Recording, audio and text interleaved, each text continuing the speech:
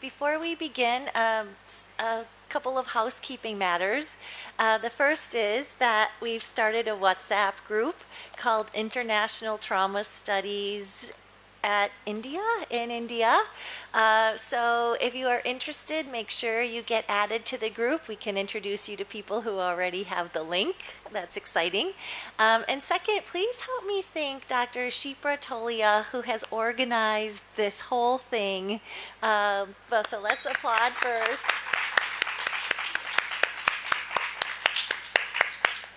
I don't know about some of you, but I'm no good at following directions. Like, I could not pass chemistry 2 because you have to follow instructions. I'm not a good computer scientist because you have to follow instructions. And so I've been filling out these forms in all the wrong ways. And Dr. Tolia is like, this is how you do it correctly. So much time spent in correctly organizing this group. So I thank you so much. And having said that, make sure that you get your things correct too, right? Make sure you're signing in. We have your 4th assessment. Make sure you do the feedback form. If you have any questions about those intricacies, let us know. So thank you to everybody. And then just in terms of schedule, so we have this lecture at 2, we have a break, we have another lecture at 4. That's when we start COVID representation and think about that with regard to our narrative medicine. And then I was just looking at the revised schedule. That has us starting at 9:30 tomorrow morning. So we're starting a little bit earlier than we're used to. Okay, so let's begin. Then this next lecture is called Convergences, Postcolonial Studies, Trauma Studies, and a Paired Text Approach. You'll recognize the word convergences. We had a lecture on the first day about that. I tried to talk about the overlap between the language in trauma studies and the language in narrative medicine, noting that there's a shared vocabulary around the idea of the ethical witness. Toward this last day, this penultimate day, I want to talk about convergences in 2 theoretical discourses. This time, trauma studies, again, right, the subject of our lecture series, and then postcolonial studies. And I'm interested in their shared vocabulary. And to emphasize that, I want to look at a pair of texts, one that calls back to or writes back to the other. But before we do that, I have an incredibly long epigraph to this lecture. It takes 2 slides, but I thought, how do we talk about this all at once? The paired text approach, the importance of alternating viewpoints, the coming together of post-colonial studies and trauma studies. And so I thought Michael Ondaatje's The English Patient would be a good starting point. The English Patient is set after World War II. It has 4 characters, 4 main voices, right? One of them is named Kip, and he's a sheik, and he is the voice of reason, like the moral, ethical voice of the novel. And so we're starting with his words in this novel. You will see the context in our second epigraph.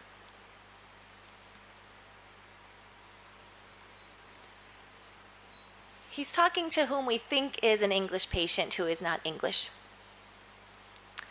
I grew up with traditions from my country, but later, more often, from your country. Your fragile white island, that with customs and manners and books and prefects and reason somehow converted the rest of the world. You stood for precise behavior. I knew if I lifted a teacup with the wrong finger, I'd be banished. If I tied the wrong kind of knot in a tie, I was out. Was it just ships that gave you such power? Was it, as my brother said, because you had the histories and the printing presses? He's saying something similar to what we discussed in our first lecture for today, right? That the power of colonial rule took place with language, with histories, with printing presses, with who got to tell the story. And here Kip is talking to a man he thinks is an English man, saying, You made us follow the traditions from your country. How did you do that? Through printing presses, through stories, through histories. And he talks about the risk to his life for not following the prefects of the colonizer. And the focus on reason and the focus on customs and the focus on manners was supposed to seem so civilized, but at the end of the day, that project, the colonial project, seems the least civilized kind of project of all, right? Like if you think about it in terms of people treating people with dignity and respect.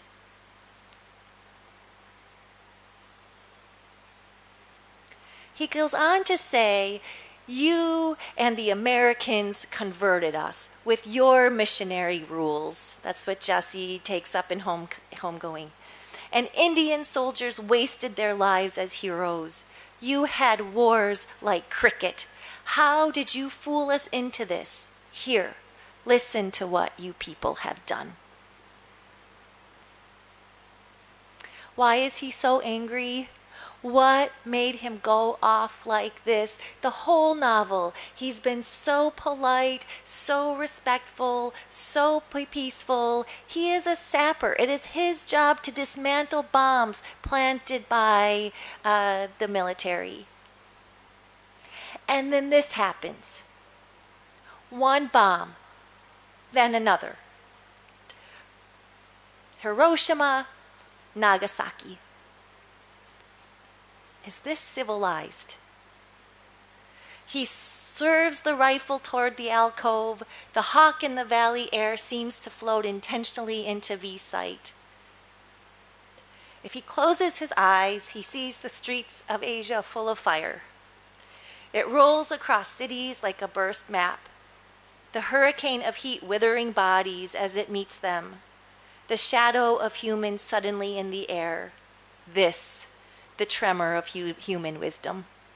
This is Kip thinking, you civilized, wise people, the Europeans, the Americans, you've just dropped an atomic bomb not once but twice in major Asian cities. This is Western wisdom? I feel that's very important, right? This is the voice of Kip, who is coming in from the margins, who is talking truth to power, as they say, right? The English patient is very vulnerable. He's been burned beyond recognition. He just has to take it, right? There's this rifle pointing at him. People are saying, Kip, don't do it. That is not you. But you feel his anger at this point. He has been working so hard during this war to do the right thing. And that war ends with bombs dropped on Asia.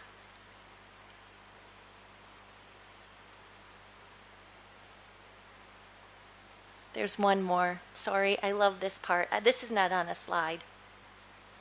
He hears about it on a transistor radio. And he makes the English patient listen. I'll leave you the radio to swallow your history lesson.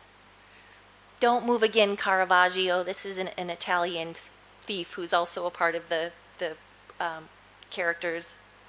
All those speeches of civilization from kings and queens and presidents, and such voices of abstract order. Smell it.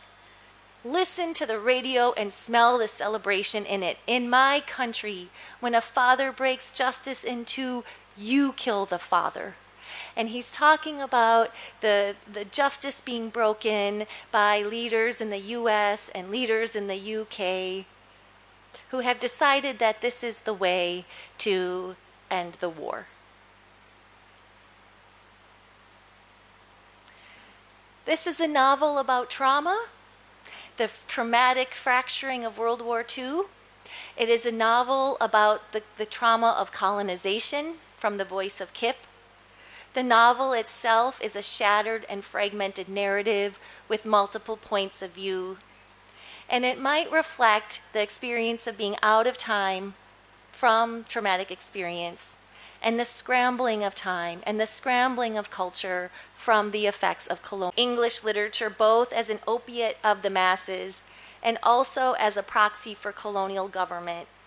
Viswanathan foregrounds the controlling mechanisms of imperial textuality. In the course of her analysis, English Studies speaks that English Studies program as being a weapon in the colonial project. Literature, books, right? I'm not the first critic to make the connection between colonialism and trauma. There are probably many, and your research will uncover many more. But I did want to talk to you about another follower of Carruth, whose name is Jennifer Usen. And in 2017, she published a book called The Future Life of Trauma, Partitions, Borders, Repetition. So she looks at the partition with a trauma lens. That might be interesting. She begins by reading the word wound as referring to wounds inside and outside. She connects the wounding of colonial rule as well as the effects of partition to a trauma discourse. She says she wants to think trauma through a sustained but unconventional encounter between the psychoanalytic and post-colonial discourses of the event. She argues that trauma is a mutable, interactive, unstable place among the plural systems of legacy, inheritance, and memory within the South Asian context.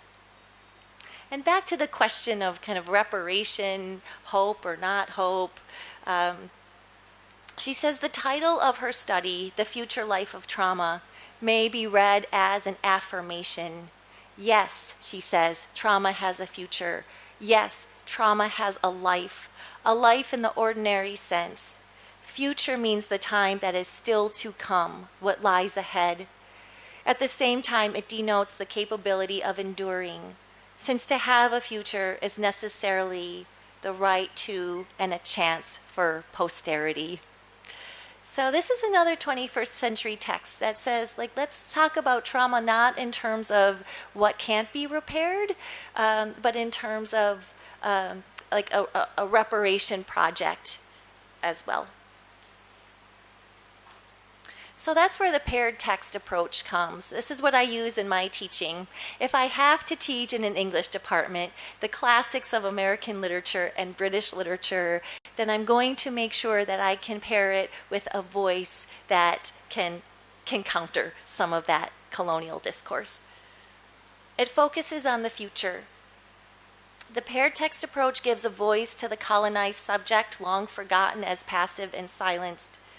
But I think when done well, it can start with some theoretical grounding that comes from post-colonial studies as well as trauma studies. And my husband has been teasing me this week. I assigned some chapters from Leela Gandhi's Introduction to Post-Colonial Studies. And he's been teasing me because, as we both know, this is a very sophisticated group. You have done your reading. You know about post-colonial studies. You don't need an introduction. But in my defense, I chose Leela Gandhi because when she looked for her introduction at key works by key theorists, she happened to find theorists that talked about the effects of colonialism with the language of trauma, which I think is very interesting, right? What led her to choose the greatest post-colonial thinkers, put them side by side, and then, if you look at them, you see the language of trauma studies. So that is where the convergence comes. I'm interested in how Leela Gandhi introduces the field, and so you have 2 chapters from that work.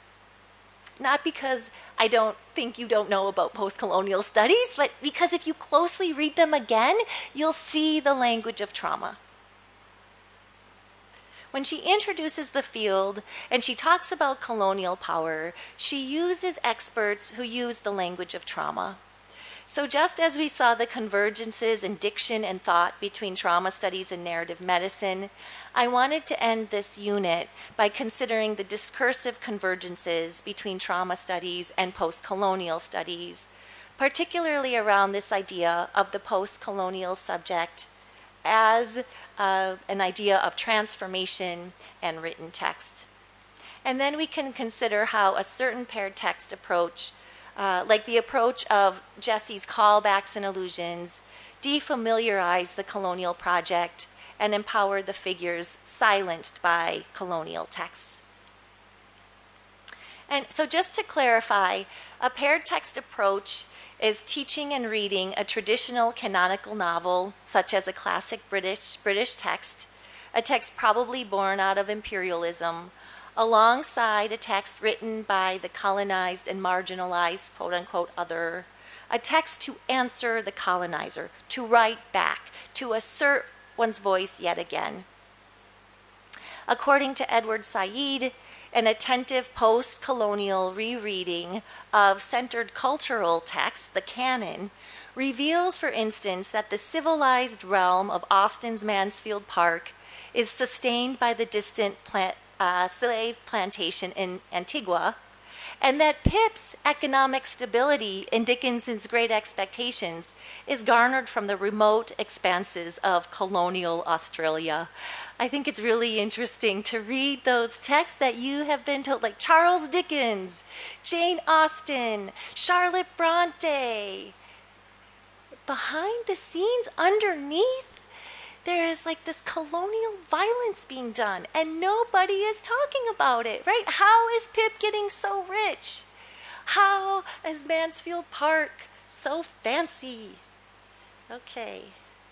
So we can talk about all kinds of examples at the end of this lecture, but for my purposes, I want to talk about the 19th century novel Jane Eyre, supposed to be a great feminist, iconic text, 19th century Victorian. That paired with the point of view of Antoinette Mason, as represented in Jean Rhys's Wide Sargasso Sea. That's a text that speaks back to Jane Eyre. And in this, she reclaims the colonizer's narrative and shifts the perspective completely. Bertha, the crazy lady in the attic, becomes Antoinette Causeway, a woman who has been removed from the island and locked up in a freezing mansion and been told that she was crazy. She didn't, there were reasons behind her actions, let's just say. So this is where the theoretical work of Leela Gandhi comes in. I feel like reading Gandhi, I understand the importance of Jean Rhys's project. And you have chapters from two sections. One section is called Mutual Transformations, and the other is called Textual Politics. Mutual Transformations argues that colonialism affected both colonizer and the colonized. You can't go in and colonize a place without becoming changed yourselves. And the colonial project succeeded not simply because of military might, but because of the literary and cultural textual project. And that is what is at the heart of textual politics. And when Gandhi talks about these things, she uses trauma. This does not, well, I don't know, maybe we can closely read this. This is the one I feel like I'm on shaky ground with. Am I imposing my trauma view on this? This is from Franz Fanon. The shifting strategies of anti-colonial struggle, combined with the task of imagining a new and liberated post-colonial future, generate a crisis within the social fabric. As old habits give way to an unpredictable improvisation of revolutionary fervor, the colonized world submits to the momentum of political renovation and cultural transformation. And I'm interested in the fact that when he is kind of talking about imagining a new space, kind of changing a way of thinking and being, old habits giving way to new habits, he uses words such as crisis, unpredictable, fervor, maybe renovation and transformation. These are two words that see like the hope on the other side of the project. Here is Stuart Hall. Anti-colonial identities, as Stuart Hall argues, do not owe their origins to a pure and stable essence. Rather, they are produced in response to the contingencies of a traumatic and disruptive breach in history and culture. So on our first day, we talked about kind of the difficulty of the ideas of mastery, of stability. Like trauma studies goes against that, right? We would look for comfort and stability, but this project focuses on contingencies of traumatic, disruptive breach in history. This is not an easy project, right? So there's the word trauma, disrupt. Paul Gilroy, another important post-colonial theorist, thinks about these things similarly. Although diaspora evokes the specific traumas of human displacements, whether of the Jews or of Africans scattered in the service of slavery and indenture, post-colonialism is generally concerned with the idea of cultural dislocation. Accordingly, diasporic thought betrays its post-structural origins by contesting all claims to the stability of meaning and identity. We talked about this with regard to trauma studies, our introduction. This is Trauma Studies 101, right? Trauma of human displacement, the idea of dislocation, the post-structural origins that trauma also shares is grounded in this idea that you have to kind of reject an idea of stability and fixed meaning. So I feel like in my contemporaries, you can read a text like The English Patient and say this is an exemplary post-colonial text for all of the reasons. Or you could read The English Patient and say this is an exemplary trauma text. They share the same features, right? So one of the things I would like to do is think about what it means to read a post-colonial text as taking a trauma and post-colonial approach at the same time. Are they somehow inextricable? All right, so that's the mutual transformations. And then the textual politics. I feel like I'm saying this so much, but as a person grounded in text, I feel like we cannot, so sorry, my apologies to Edward Said. We cannot talk about post-colonialism and the importance of the text without talking about Edward Said. So this is another thinker that Gandhi is interested in, and she quotes Said's Orientalism. In writing the Orient through certain governing metaphors and tropes, Orientalists simultaneously underwrote the positional superiority of Western consciousness, and in so doing rendered the Orient a playground for Western desires, repression, investments, projections. Edward Said was so influential in the 1970s because he said that the whole idea about the West being this and the East being this is based on a fantasy that art and literature reproduced. It is not based in anything more than a desire, an investment, a projection. And so when you kind of see how that power is built through artistic responses, I feel like you have a way to answer that. And so this is just shorthand for what I've been trying to say in the last 2 lectures, right? Elike Balmer. British colonialism is a textual takeover of the non-Western world. I'm so curious about what you think about that, right? Ships and cannons and guns have completely left this conversation at this point. And maybe that's not fair either, but a textual takeover, that's incredible. The English text effectively replaced the Bible and therefore the ambitions of Christian missionaries to become the most influential medium of the colonial civilizing mission. So this is tricky, right? The British colonists who had a missionary goal of spreading Christianity, they had the Bible, right? Read the Bible, be trained in the Bible. And then this idea says you kind of have to replace the Bible with the English text, the English literary text, to complete the colonial civilizing mission. So just to go back to this idea of the empire writes back, Macaulay valorizes English literature at the cost of indigenous literatures. I don't have that. So this is a new passage.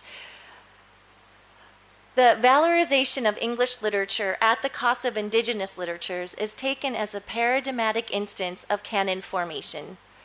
Arguably, his hierarchy of literary value establishes English literature as the normative embodiment of beauty, truth, and morality, or in other words, as a textual standard that enforces the marginality and inferiority of colonized cultures and their books. This is where criticism comes in, right? The power of the literary critic. Macaulay in the 19th century said, "I am an expert. I am going to tell you what a good novel is. A good novel is Heart of Darkness. A good novel is Jane Eyre, right? A good novel is, Jane Austen. And then everything else is measured against that."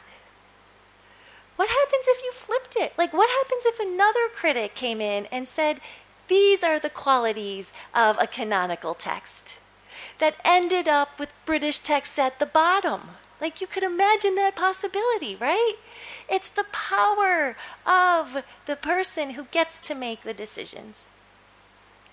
So, all to say, the colonial project is literary, and the post-colonial project can be literary too. And one of the ways Homi Bhabha understands this idea is through colonial mimicry as a way out, a way of writing back. That is one of the ways we might understand some novels that assert the voice of a colonized or marginalized figure to take the story back. For Bhabha, mimicry is a sly weapon of anti-colonial civility, an ambivalent mixture of deference and disobedience. I can show I know your rules. I will play by your rules, but then I will slip in something that works against it, right?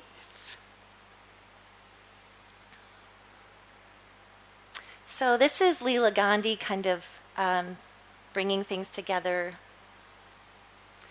The native subject often appears to observe the political and semantic imperatives of colonial discourse. But at the same time, she systematically misrepresents the foundational assumption of this discourse by articulating it, as Bhabha puts it, in ways that, quote, both estrange its identity and produce new forms of knowledge, new modes of differentiation, new sites of power. So I think that this idea of mimicry, of deference, deferral, but then also disobedience is an interesting way to write back. Mimicry is interested in vocabulary to anti-colonial usage. Reclaim a text, a word, for example.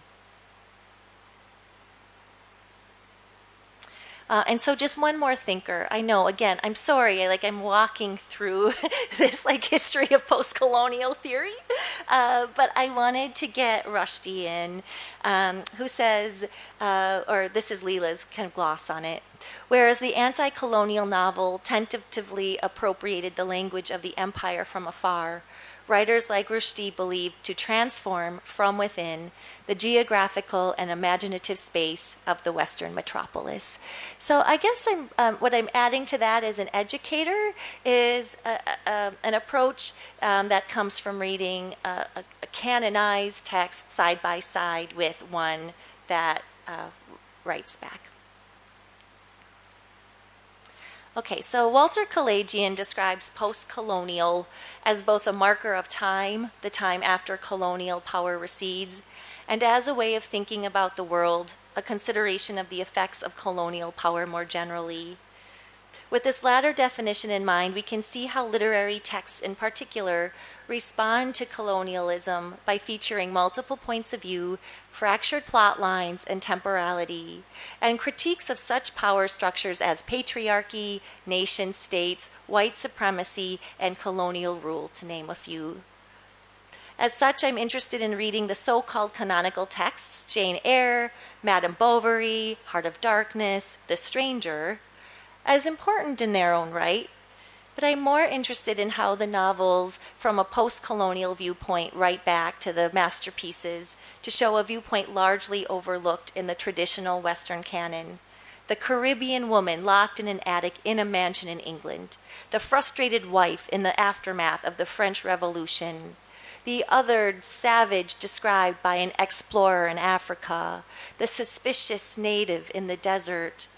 Gandhi will give us language for these important and difficult discussions, and they draw on the language of trauma and post-colonialism. So Jane Eyre and Wide Sargasso Sea, when paired, allow us to use texts that both represent Western colonial power on the one hand, and those that speak back to resistance to colonialism itself. Both are feminist texts, they say, right? Jane Eyre is a feminist text, which also demands that we think about the history of feminism for a moment. Who was included in the feminist project of the West and who was left out?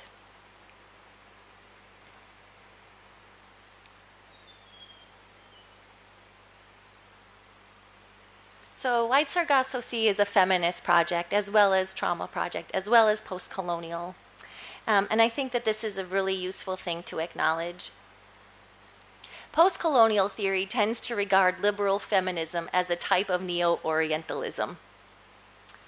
Liberal feminism, it is argued, similarly throws in its lot with colonial knowledge systems whenever it postulates or worlds the, quote, third world woman as a composite and monolithic category for analysis.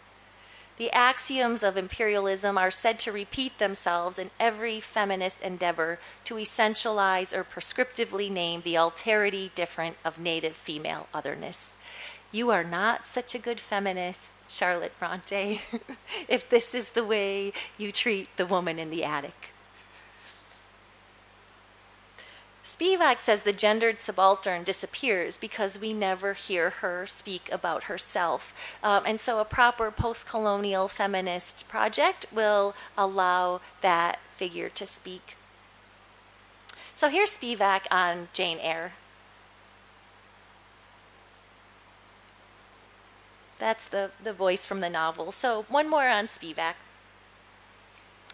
While feminist critics have conventionally read this novel as an allegorical account of female self-determination, Spivak, in contrast, argues that Jane Eyre's personal progress through Bronte's novel is predicated upon the violent effacement of the half-caste Bertha Mason. Jane's rise to the licit center of the novel, Spivak insists, requires Bertha's displacement to the fuzzy margins of narrative consciousness. It is fueled in this sense by the Creole woman's literal and symbolical self-immolation. How does plain Jane get to make her progress? On the violent destruction of another woman, a Creole woman from the Caribbean. And Spivak is saying, how is that feminist? It's good for the 19th century white lady governess. So as Gandhi argues through Kristeva and Spivak, quote, liberal academic feminism is said to silence the native woman in its pious attempts to represent and speak for her. For Spivak, the gendered subaltern disappears because we never hear her speak for herself. So enter Antoinette Causeway. I don't know if you noticed that, but in Jane Eyre, we know that she has another name, right? Antoinette Causeway is her name. Our name is our identity. Her new husband insists on calling her Bertha. I am not Bertha, she says, right? So this is about reclaiming her power, reclaiming her voice, reclaiming her identity. It tries to give Bertha, Antoinette, Mason, Rochester a point of view. John Berger once said, never again will a single story be told as though it's the only one. And post-colonial novelists such as Rees have used that as a directive for representing the voice of the silenced other. I also think we might consider Rees's experimental novel formally in terms of its free indirect discourse and non-linear plotline. So when we think about hybridity, it is not only in terms of identities of formerly colonized people and the colonizers themselves, but about how this experience leads to hybrid forms of art, such as the literary text we will be discussing, texts that sometimes are hybrid experiments in the form of the novel. And there's one more thing I want to say about Gandhi's references to language. She's interested in the babble of voices. Postcolonial theory comes from Marxist theory and deconstruction, as does trauma studies, right? These are two postmodern ways of seeing the world. And critics of postmodernism might argue that postmodernists would read anything at all and say there is no truth. Certainly people say that about deconstruction. They say that about the premises of trauma theory. But what Gandhi and Carruth say with regard to a multiplicity or babble of voices and the understanding of deconstruction is that there is always more than one truth spoken simultaneously, which is so key when discussing paired texts and women representing colonized spaces.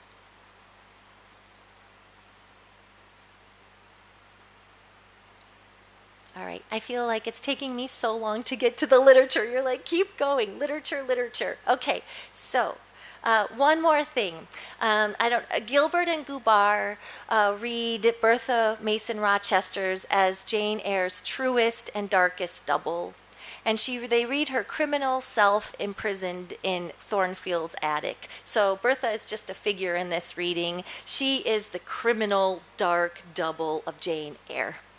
And Jean Rhys will come forward and say, no, she is a subject in her own right, right?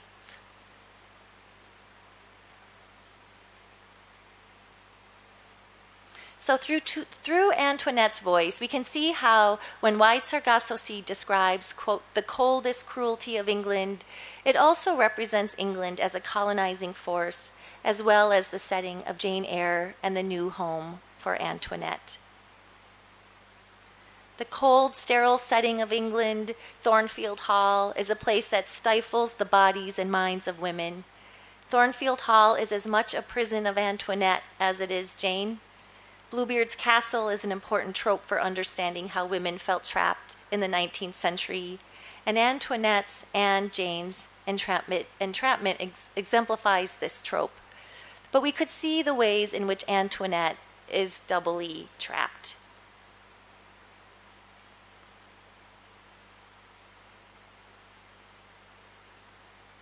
So the immolation of Bertha or Antoinette in Wide Sargasso Sea.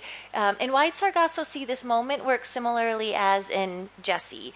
In Jane Eyre, we just have the sense that Bertha Mason has gone crazy, taken a candle, and has decided to light the mistress on fire. But Jean Rhys gives her another perspective. Her dreams also become intertwined with her waking life, with fire. And so this puts us inside Antoinette's mind. What does it mean to have been lifted out of your space and dropped into Thornfield Hall? So this is the long passage at last. I have been too unhappy, I thought. It cannot last, being so unhappy. It would kill you. I will be a different person when I live in England, and different things will happen to me. England, rosy pink in the geography book map, but on the page opposite the words are closely crowded, heavy looking, exports, coal, iron, wool, then imports, and character of inhabitants, names, Essex, Chelmsford, on the Kelmer, the Yorkshire and Lincolnshire wolds. Wolds? Does that mean hills? How high? Half the height of ours, or not even that. Cool green leaves in the short, cool summer. Summer. These are fields of corn like sugarcane fields, but cold color and not so tall. After summer, the trees are bare than winter and snow. White feathers falling? Torn pieces of paper falling? They say frost makes flower patterns on the window panes. I didn't have room for that. That'll be the next slide. We are in the head here of Antoinette. She's looking at these books. She's trying to figure out where she is. What does it mean, these place names? Essex, Chelmsford. What is a walled? What does snow look like, right? I know that I should be where I will be cold and not belonging, she says later. I have been too unhappy, she says. It would kill you. England looks rosy pink in the geography book, right? But on the page opposite, when she's looking at it, like defined in geography, you have imports and exports, character of inhabitants, names. We can think about what that means. So more. This is so poetic. This is so beautiful. This is the voice we do not get in Bertha Mason when she's like crying out in this kind of manic, angry sense in Jane Eyre. They say frost makes flower patterns on the window panes. I must know more than I already know, for I know there should be where I will be cold and not belonging the bed. I shall lie in it, then the bed I shall lie in. It has red curtains, and I have slept there many times before, long ago. How long ago in that bed? I will dream the end of my dream. But my dream has nothing to do with England, and I must not think like this. I must remember about chandeliers and dancing, about swans and roses and snow and snow. You and your civilization, chandeliers and dances. This is what is promised. Her dreams, on the other hand, have nothing to do with this, have nothing to do with England. And so just a little word about how Rhys effectively turns over the plot at the end of Jane Eyre. So you have the same outcome, right? You have a woman with burning hair on the edge. You think that she will fall to her death, falling and flying. But here we are in her head. And she is having a dream.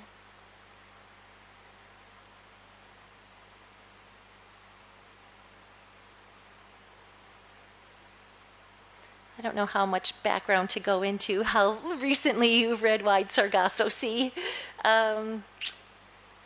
She talks about having a dream and taking the keys and letting herself out with a candle in her hand. And then she sees herself seeing herself. The wind caught my hair and it streamed out like wings. It must bear me up, I thought, if I jumped to these hard stones. But when I looked over the edge, I saw the pool at Colibri. Tia was there. She beckoned to me, and when I hesitated, she laughed. I heard her say, "You frightened?" And I heard the man's voice, "Bertha, Bertha!" And all this I saw and heard in a fraction of a second, and the sky so red, someone screamed at me, and I thought, why did I scream? I called Tia and jumped and woke. This is a first jump, right? This is a dream and a nightmare with the outside coming in. Bertha.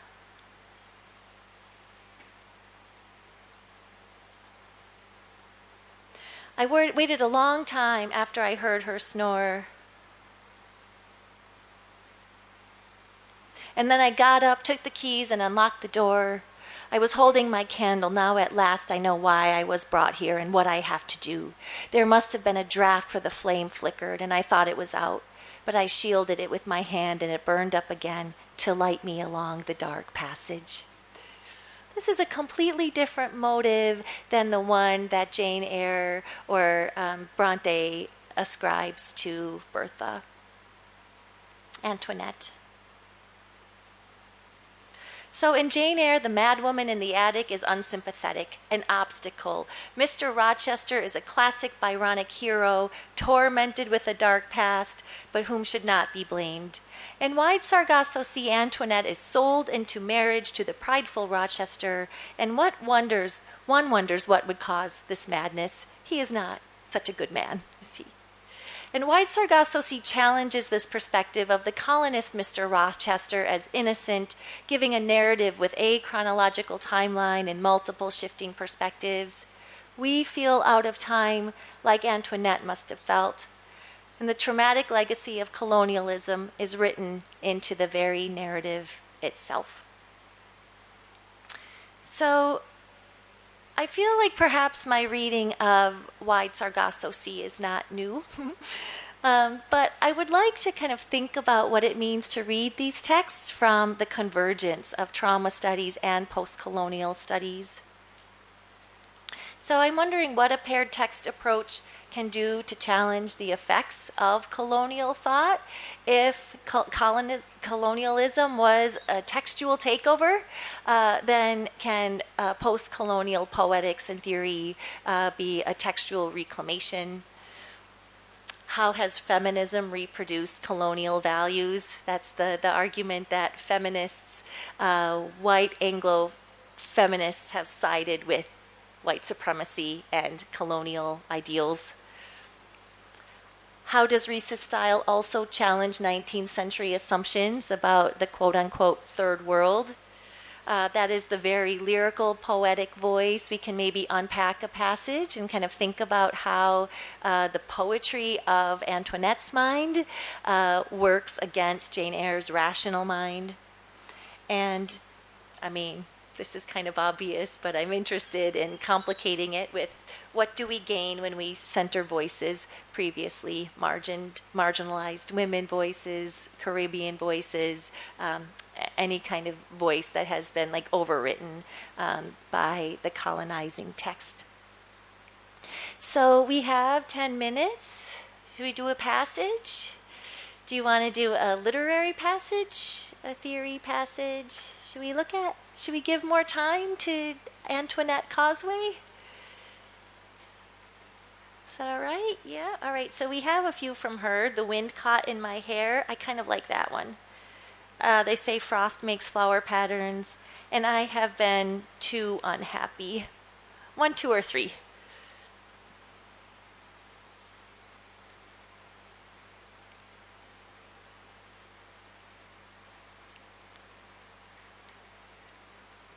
That's 1. Frost makes flower patterns. The wind caught in my hair. This one. So we can read this as an alternative ending to Wide Sargasso Sea. We can read this to Jean Rhys talking back to a colonial project that determines what the canon is. We can read this as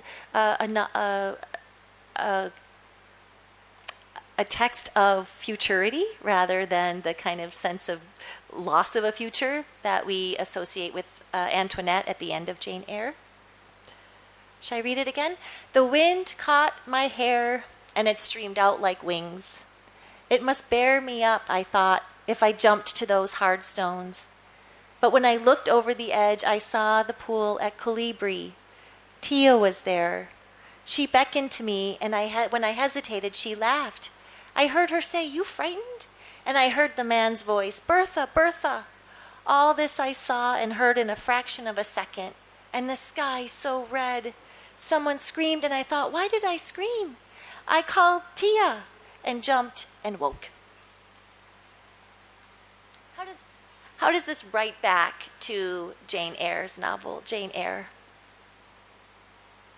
Or what does this tell us about the Creole woman?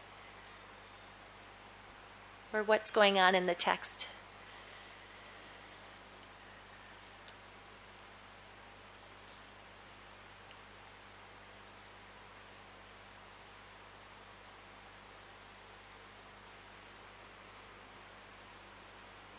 The wind caught in my hair and it streamed out like wings. Why like wings? That's my first question.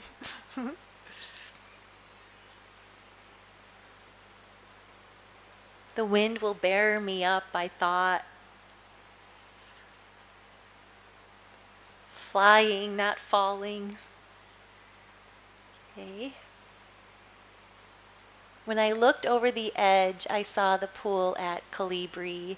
I love how time works here. This is so disorienting. I'm teaching this novel this summer for my grad students, and they've reread the book maybe 4 times, and they say, like, I have no idea what is happening in the paragraphs. Where are we in time here? How do you read like the mix of the setting of the castle and the images of childhood? Is she crazy?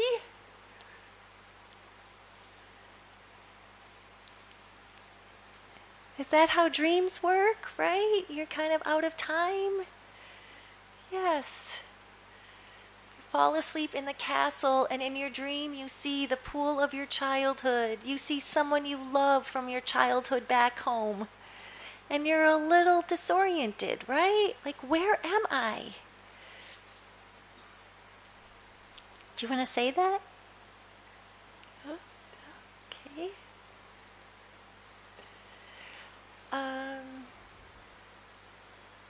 Someone screamed, and I thought, why did I scream? Who's screaming? Who's the man's voice crying, Bertha, Bertha?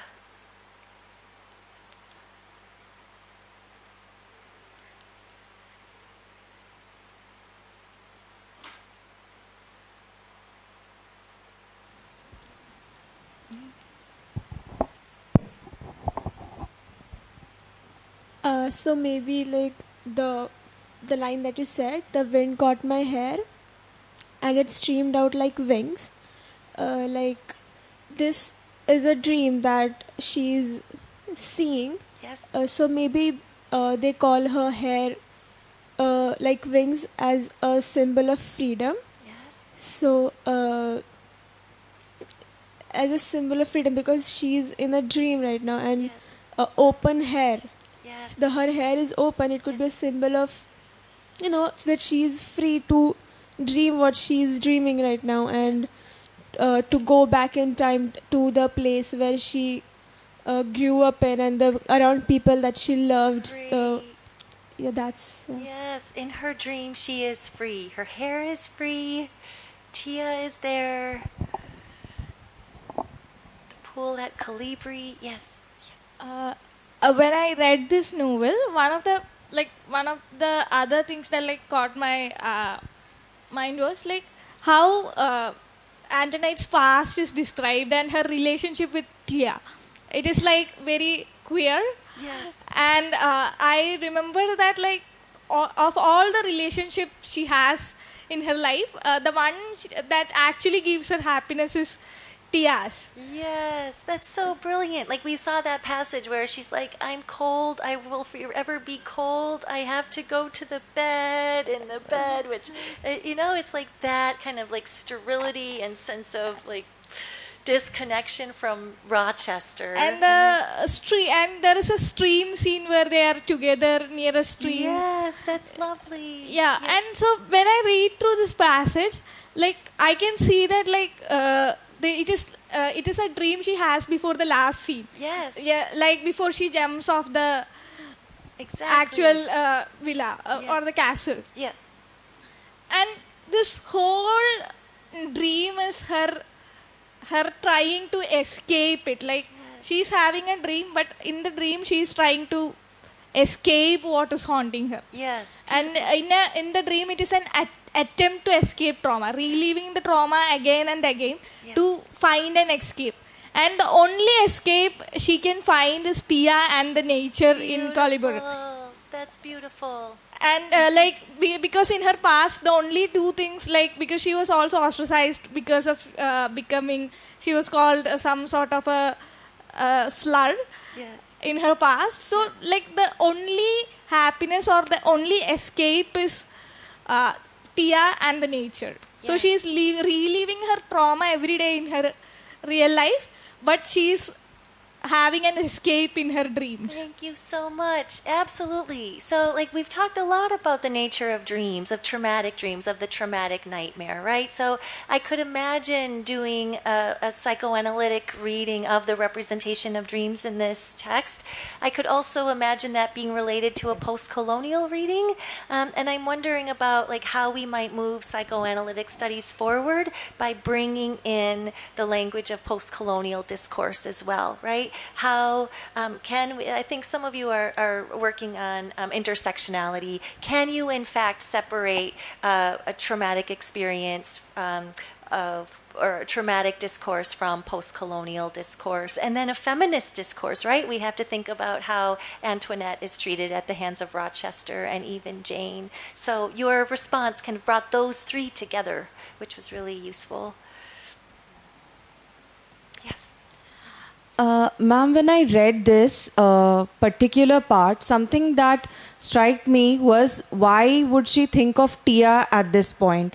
Because in the part 1, we know that Tia was one of those people who had ostracized her. She had stolen her clothes, she had called her a white cockroach, and she was the person whom Antoinette trusted when she was a child, and Tia had betrayed her.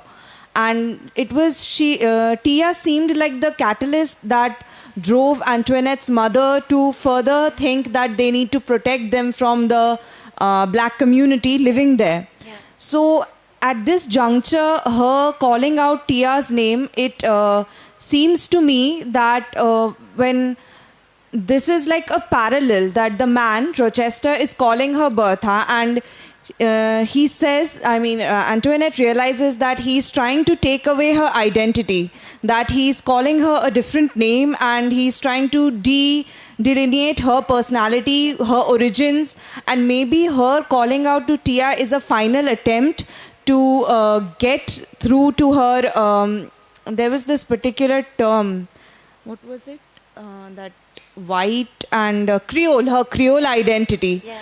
And she's finally, in a hope, she's seeing Tia that maybe now that she knows that even Rochester has, he has rejected that identity and he's trying to change that identity, then in a hope she's calling out to Tia that maybe she will finally regain some sort of assurance, some sort of consolation in her past, that maybe this time Tia would accept her and she would find her identity.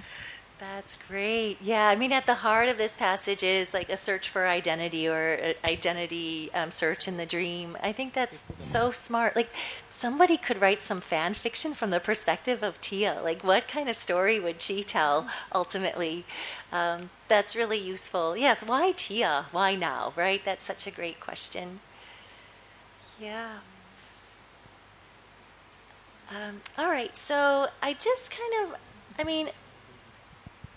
know I've been talking about this all day long, and now it is 3 o'clock, so when did that? 5 hours could be summed up to this idea that British colonialism is a textual takeover of the non-Western world. I feel like at some point, Jean Rhys believed this. Other kind of 21st century revisions of the classical or canonical text. I was wondering what you think about this in the next 30 seconds or so. Does this seem pretty obvious, or is this controversial? Somewhere in the middle? Like, does it challenge our approach to literature at all?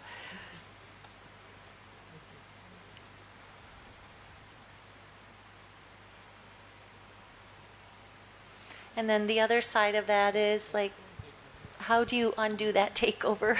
Do you want to?